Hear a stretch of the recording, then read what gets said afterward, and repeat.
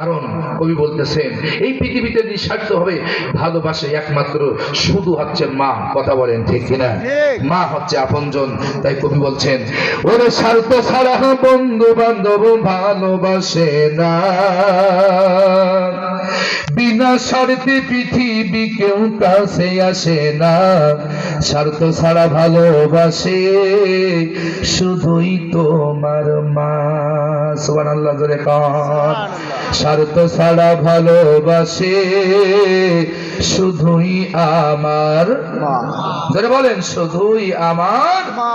ওরে স্বার্থ ছাড়া বন্ধু বান্ধব কাছে আসে না, বিনা স্বার্থে পৃথিবী কেউ ভালোবাসে না, স্বার্থ ছাড়া বন্ধু বান্ধব কাছে আসে না, বিনা স্বার্থে পৃথিবী কেউ ভালোবাসে না, স্বার্থ ছাড়া ভালোবাসে শুধুই তোমার মা, স্বার্থ ছাড়া ভালোবাসে শুধুই আমার মা, স্বার্থ ছাড়া ভালোবাসে শুধুই তোমার।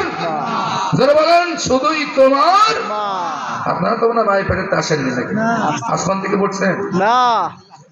10 মাস 10 দিন পেটে ধরলো, টাকা চাইলো না।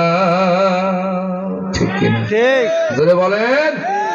ওরে মাসের পর মাস পেটে ধরলো, অর্থ চাইলো না, স্বার্থ ছাড়া ভালোবাসে শুধুই আমার। জোরে স্বার্থ ছাড়া ভালোবাসে শুধুই আমার।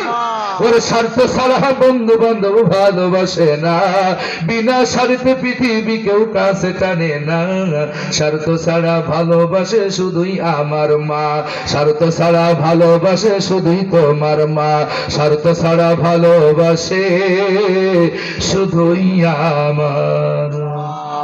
মাশাআল্লাহ। বেঁচে থাকলে অন্যদিন আবার কথা হবে।